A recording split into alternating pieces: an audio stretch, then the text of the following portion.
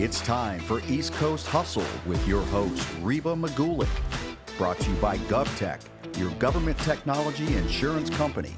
Check them out at govtechinsurance.com.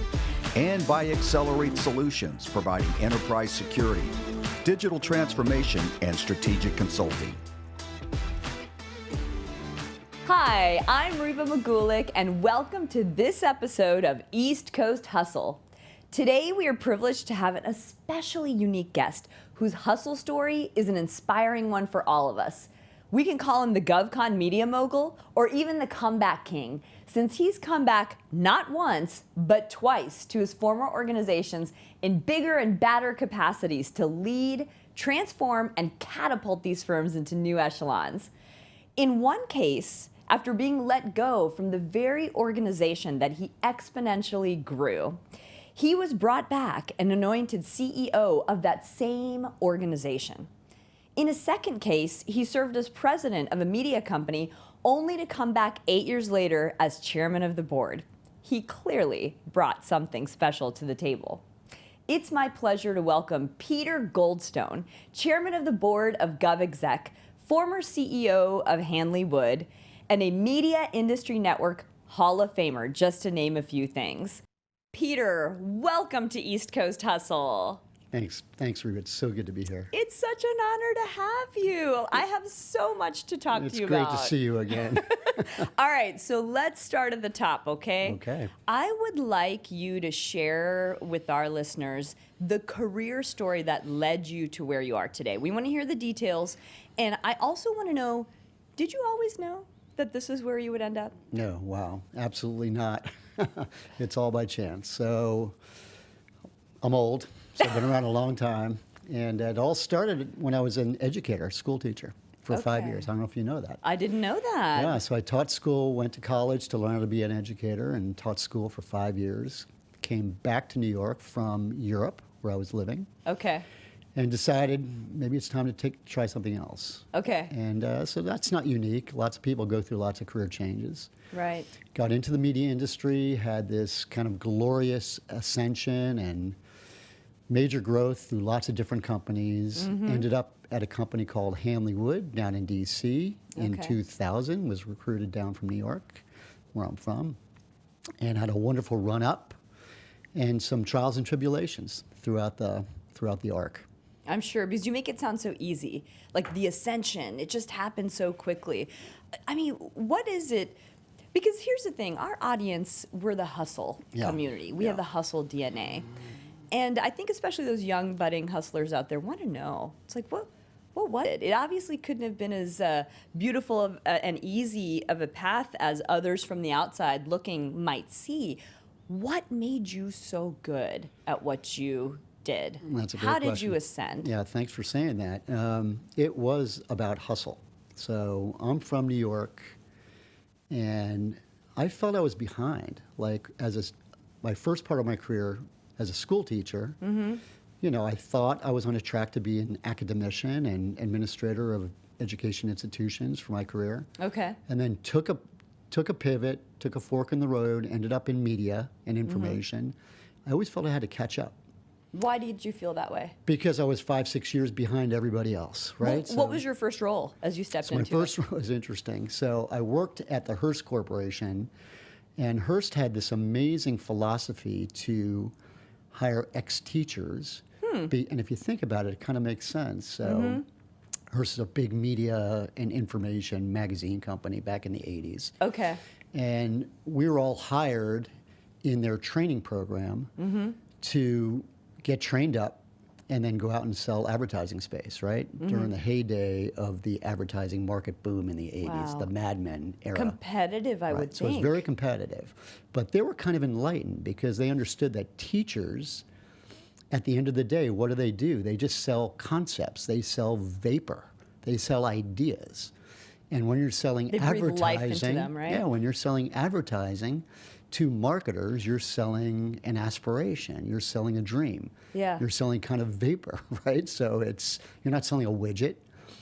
You're selling kind of a dream, right? So they had a really interesting philosophy to hire ex-teachers and put them in add sales roles, and I think we had a training class of 5 people, and all 5 went on to become CEOs of major media companies. That's so interesting. I would never have come to that conclusion. Yeah. And I mean, not to ever underestimate those in the teaching profession, but I always think of sales as a gut-punching type of job. Like, you really need to have thick skin. That's right. But it wasn't that you rose above the pack. All 5 of you did very well. Correct. That's right. Yeah, they hired really good people. Everyone went on to major careers in media. And I think it was very unique for them to understand that teachers have a way of communicating and presenting ideas that worked in the classroom and also worked in front of marketers and advertising agencies. Right. Yeah. But so how did they notice you? Why Peter Goldstone? Good question. What was special? Yeah. I don't know, man. I think they just saw the hustle in me and the drive in me. And so I was lucky to be accepted to the training program, and from there we got known in New York as kind of the chosen few in these training programs, and we got picked off to other companies. Oh, I'm sure Yeah, you were the best of the best. That's right. But what was it like, that the hustle story? Like, were you working 24 hours a day? Were you trying to raise a family at the same time? Like, Yeah. what the heck drove you? What gave you the energy? Yeah, I think the fact that it was new, and I think the fact that I had, pivoted to the business community and wanted to prove myself, and had this will and this drive to prove myself was one thing. I think the fact that 5 of us were chosen in this training program, so we were kind of the chosen few. You're like the Navy SEAL Team Elite. And we needed to step up, right? Yeah. And prove ourselves and earn our position, right? So we didn't want to let anybody down. And I think, it was a very competitive field in New York. So the media industry back in those days was very competitive. And we had the competitive juices to really kind of thrive in that arena. What does it take to be the best? I don't know. I think it's a lot of hard work. For me, it was a lot of fear of failure. A little bit. Interesting. Yeah. Interesting. Yes. So we wanted to succeed, and it's drive that was instilled, but I guess through my parents and through my peers, and then just through the environment that we signed up for. So, you just got caught up in the day, and you wanted to compete, and you wanted to win, and you had to be smart about it. You had to be really intelligent about what was going on in the media world and how it was changing and how it was transforming and how you can fit into it and thrive in it. Now, when we asked you, when we were speaking earlier, you mentioned that you faced a little bit of discrimination. Being a Jewish man in New York is not a unique thing, but Right. at that time, it sounds like it was a unique thing in the media business. Did you ever have anybody look down on you or judge you or try to hold you back? Yeah, I don't know if this was something that I felt that I was being discriminated against, or it was just a personal thing where there weren't a lot of Jewish men in the magazine media world in those days.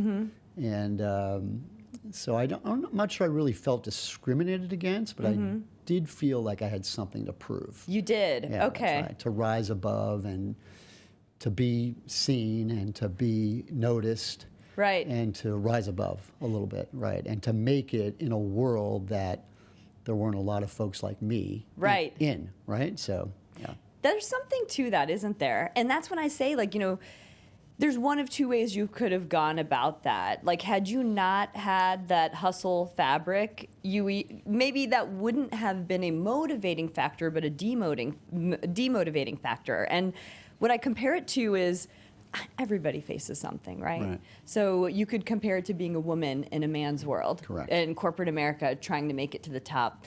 And I think you're onto something there. There's a little bit of that, how do I stand out? How do I get noticed? How do I prove myself? Versus let me hide behind the shadows. That's right. Just feel different, and Yeah. you have a choice, right? Like, what are you going to do with that information? What are you going to do with that either opportunity or challenge?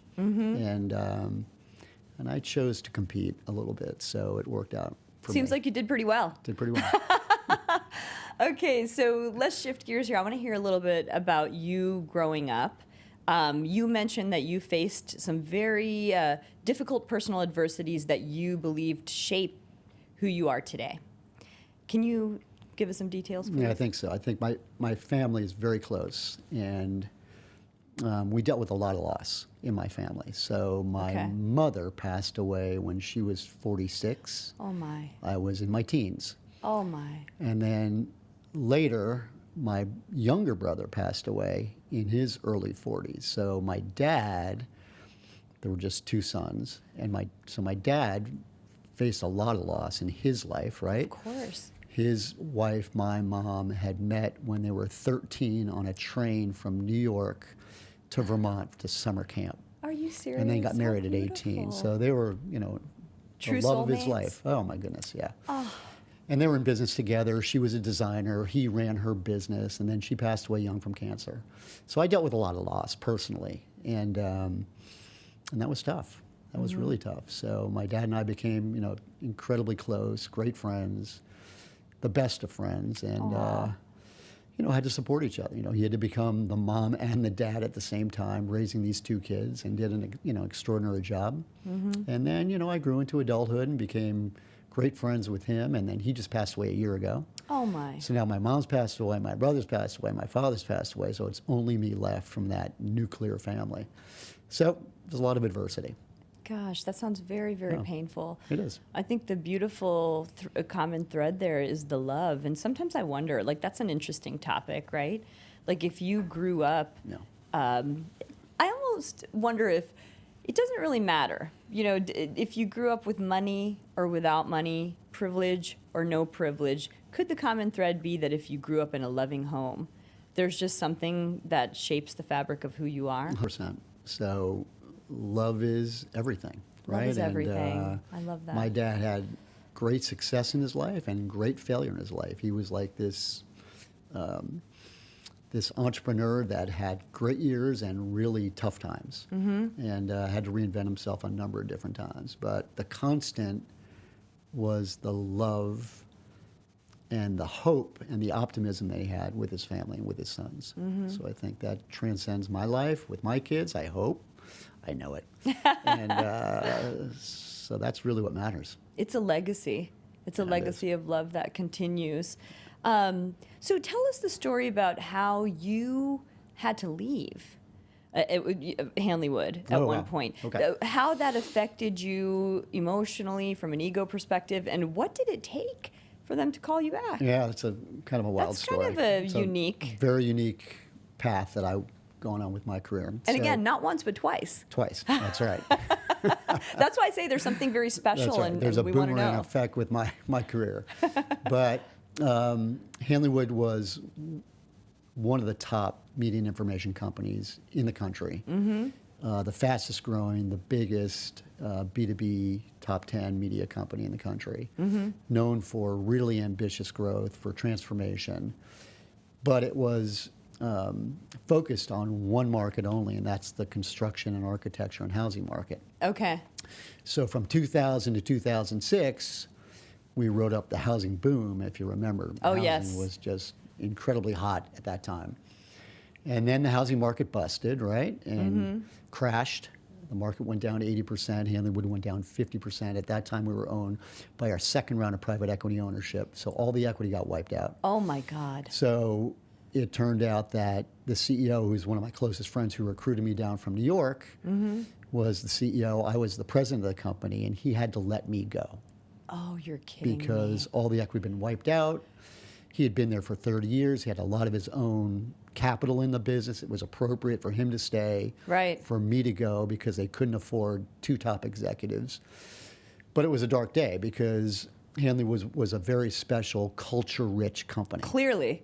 And kind of my second family, Of right? course. We all grew up, we all socialized together, we traveled together. We grew it from 200 employees to 600 employees in a few short years, and we were the kind of the poster children for really great, ambitious growth in the world of business information. It crashed. I left. First time in my career I got laid off. It was Gosh, extraordinary. that's a blow. It was a real blow. real blow. Yeah. Because I had this glorious career. Right. And I always got promoted well beyond my capabilities. You were a winner. Right? Yeah. Yeah, I was very lucky. And then for the first time, I had to deal with the fact that I was out of a job. It was the recession. I thought I would retire at Hanley Wood. Right.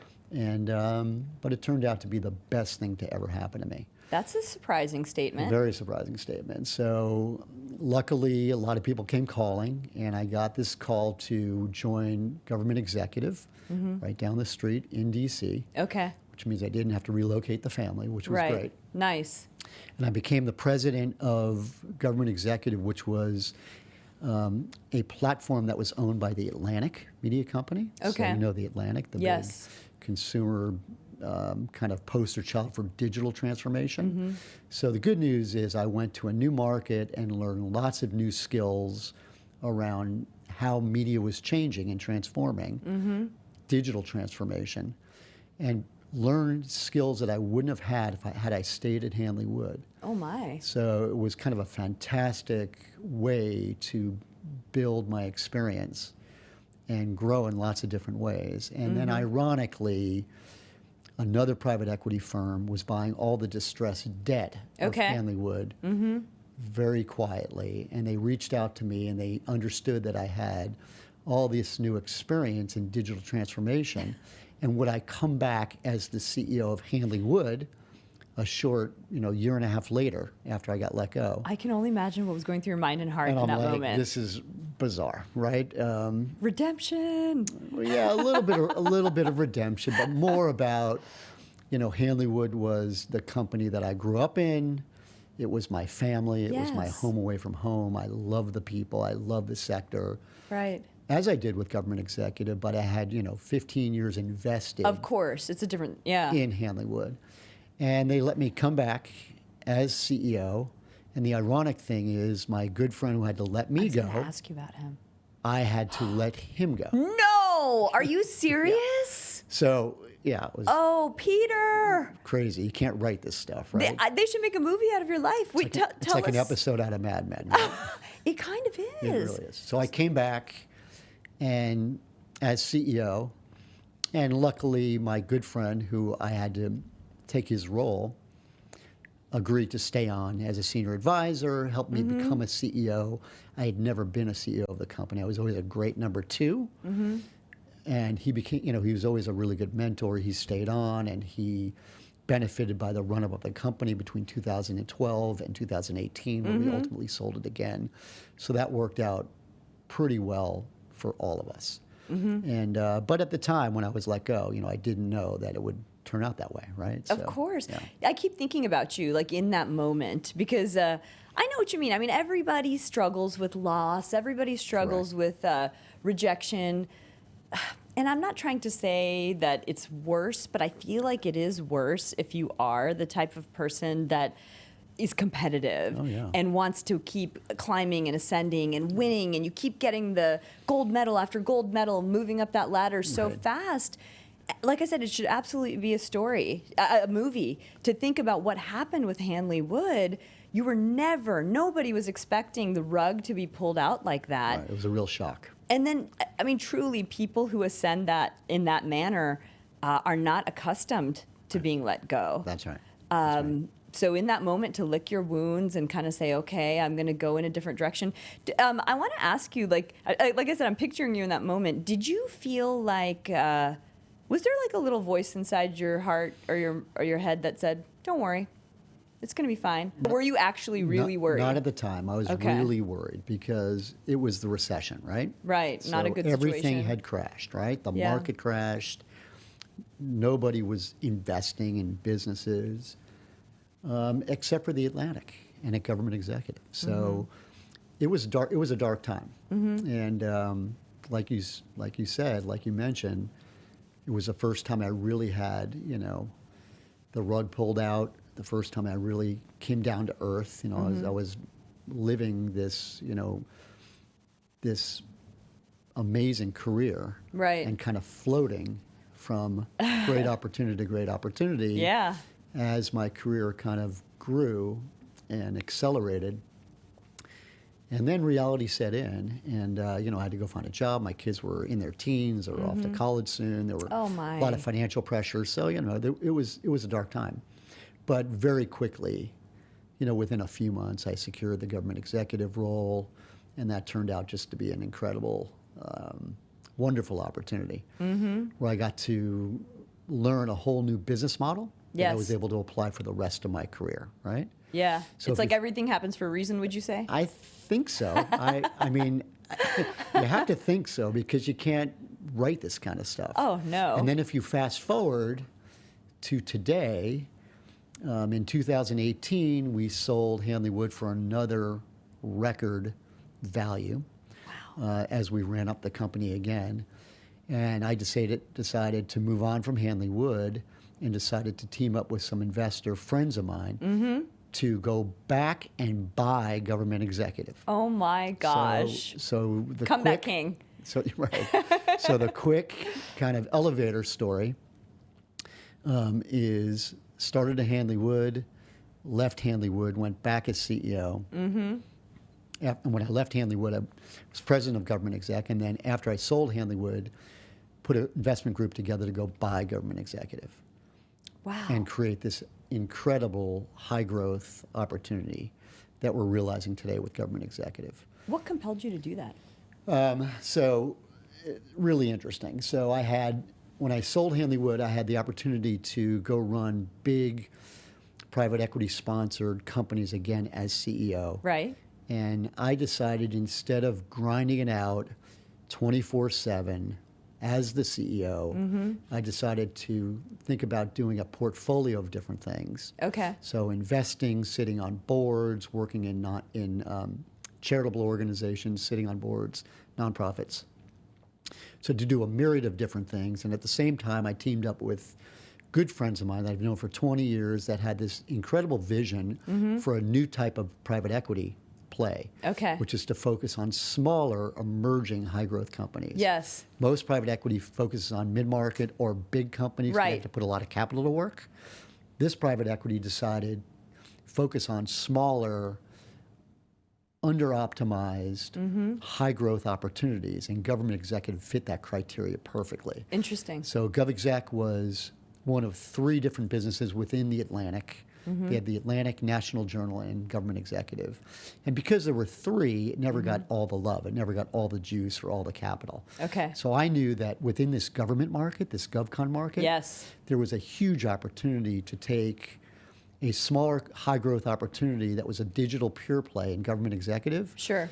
and grow it explosively. And that's just what we've done the last 2 years. We've gone from roughly 18 million to 80 million. We've gone from 80 million to 80 employees to 350 employees in a year and a half. In a year and a half? In a year and a half. Peter, you had a vision. Yeah, we did. We did. And they executed perfectly. So my role right now as chairman is to work with the CEO, Tim Hartman, who's in his 40s, who's never really done acquisitions before and learned how to scale the business. So we grew organically 30% 3 years in a row. Plus, we've bolted on 13 different companies that we've acquired over the past 2 years. Which in itself, that's Yeah. a feat. It's a to do huge- that seamlessly, to integrate. Very complicated. Yeah. And I give them so much credit for being able to do it. And they've done it extraordinarily well. And the focus has been to transform this business from a media company to a data and insights and information company. So we bought mostly data and information companies in the federal government space, in the state and local government space, Okay. and in the defense sector.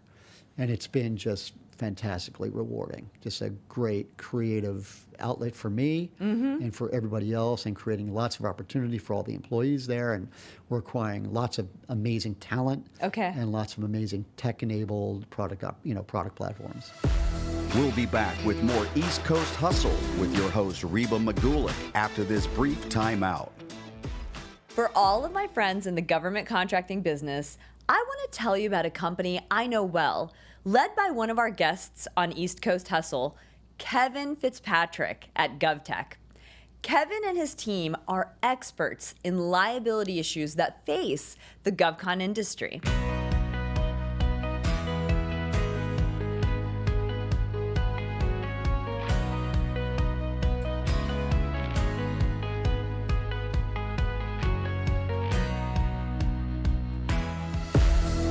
Now, back to East Coast Hustle with your host, Reba Magulic, and today's special guest, Peter Goldstone. What's your ultimate master plan? Are you allowed to share that, or is that? Sure. We're owned by private equity, so what private equity does is they create lots of value Okay. by infusing a lot of capital into high growth companies and building them to be very exciting, mid-market companies like we're doing currently, from a very small to a mid-market company. So when the time is right, we'll realize that value through a transaction. Interesting. Yeah. Wow. How much fun you're having. So much fun. And having spent some time with you, you strike me as somebody who's very well balanced, somebody who maybe he's even a touch spiritual. It's really interesting for us to hear. So we talked about the rug being pulled out from under you. I imagine, God forbid, let's say that happened today. I imagine your sentiment would be quite different. Way different.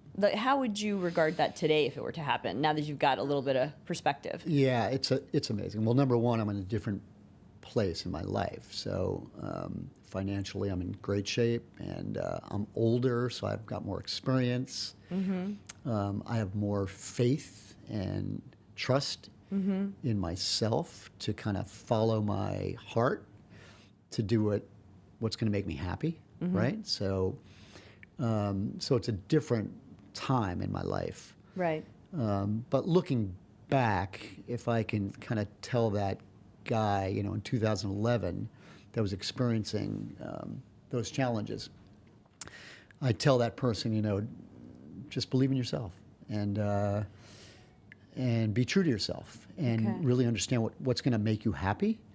And then understand that, the 20, 30 years that you invested in your career and your life experience is all going to pay off. It's all going to serve you well, right? So, when you're going through it, you don't really understand that. Right. But looking back on it now, that's really the way it played out. And it's typically the way it plays out with most people, because everyone experiences challenges in their career. That's right. Or in their personal life, right?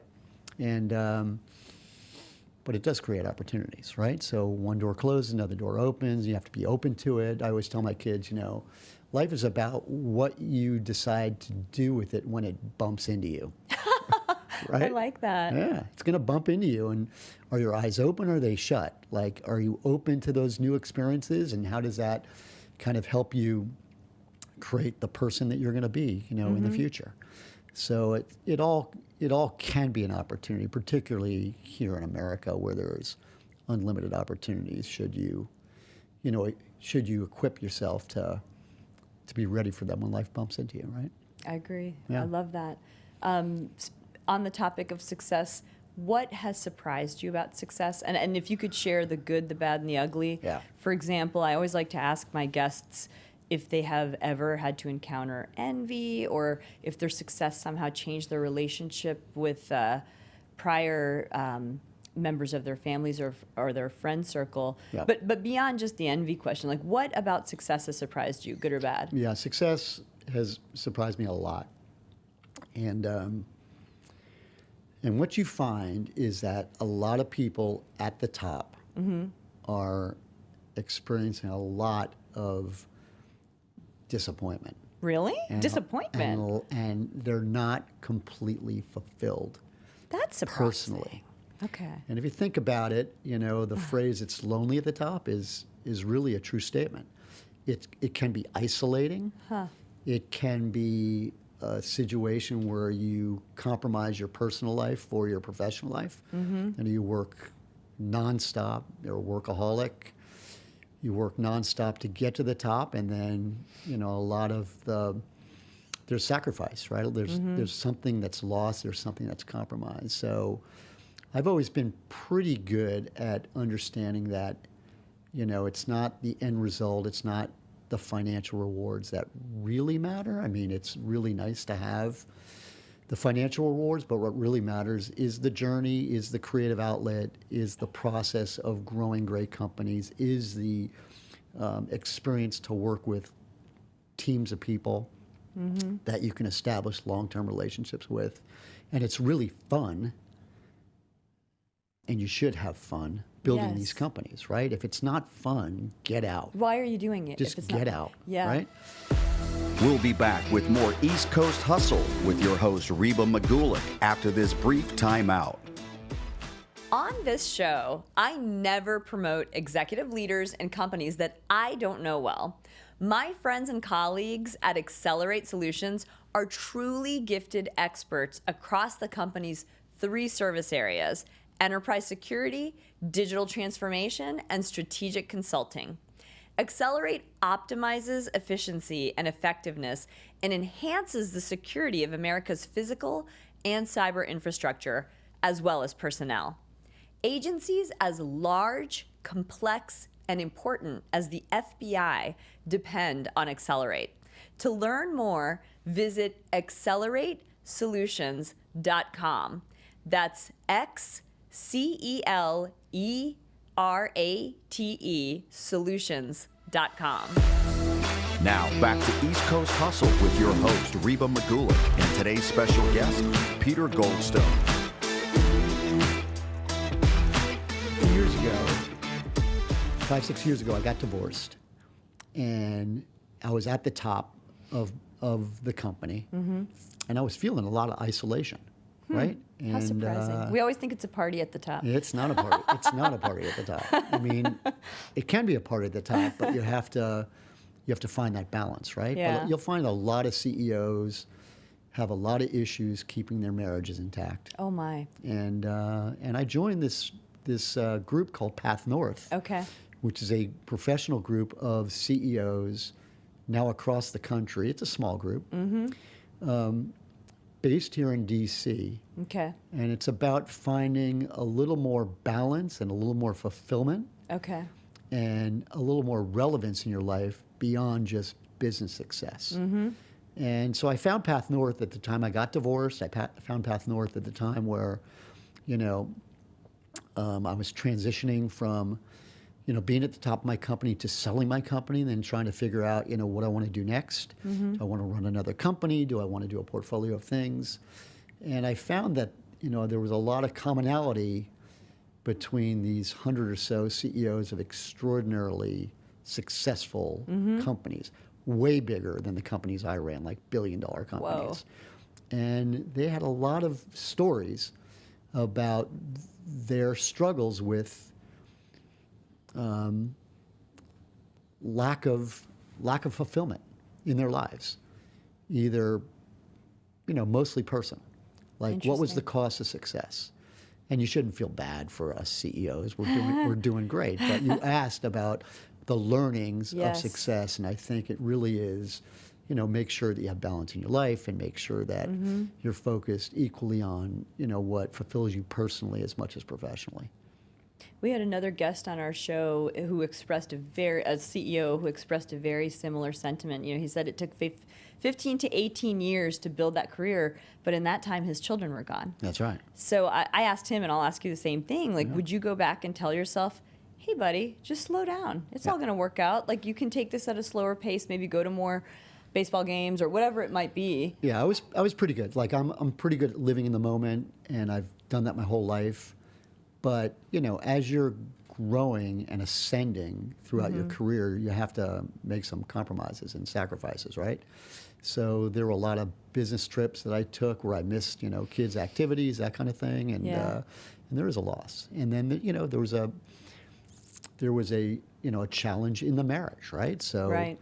you got to focus on all these things. If you choose to sign up for all these things, you got to focus on all these things, right? But you've emerged from that. You mentioned your girlfriend. You Yeah. mentioned that you're in a very happy place. Anything you can share with us about your personal life now? It's good. It's real good. I'm in a committed relationship with this amazing woman who we live together. I rarely see her. That's not why it's good. But she's a chef and a restaurateur, which means she's. Oh, does she feed you well? Well, I eat pretty well, so it's all good. And she's like, she's with, she's basically in a startup company mode, right? When you're a restaurateur, you've got to You got to hustle. you got to hustle and you got to toil and you got to give it your all to make it work. And Right. I support that. and she's doing what she has to do. I don't see her that much. I always tell everybody I've got a long distance relationship with a woman I live with. A live-in. But it's great. Well, I imagine there's that beautiful dynamic, a portion of that you really respect and that resonates with you. So much respect. Right? Yeah. I mean, this is the hardest working person I've ever seen. Oh. And she's great. And, you know, being a restaurateur is tough. It's really tough. And she's a chef and restaurateur, and I give her a lot of credit. Oh, well, I admire her story and your story. Yeah. So I want to end with just giving you an opportunity. You spoke a litlittle bit about GovExec, but tell us about their mission, their vision, anything that you would share about GovExec that you would like, you know, our audience to know. GovExec is an amazing company and just a rocket ship, high growth company opportunity. We're lucky in some ways because COVID happened, and I bought the business March 16th, 2020, the day everyone got sent home for COVID. On that very day. On that very day. How fortuitous. And it was the same day that the Dow dropped 3,000 points. I remember that, and my investors called me that morning, are you sure you want to do this? And I said, absolutely. And the reason, as you know, is that this is when government goes to work, right? You have a crisis, and this is where government gets activated and government goes to work. So the information that government exec creates every day, the intelligence, the data, the insights, and the information which helps government executives fulfill their missions is more important than ever before because of what the country was experiencing through COVID. So the fact that government was activated, government's relevancy and importance was at a high level, right?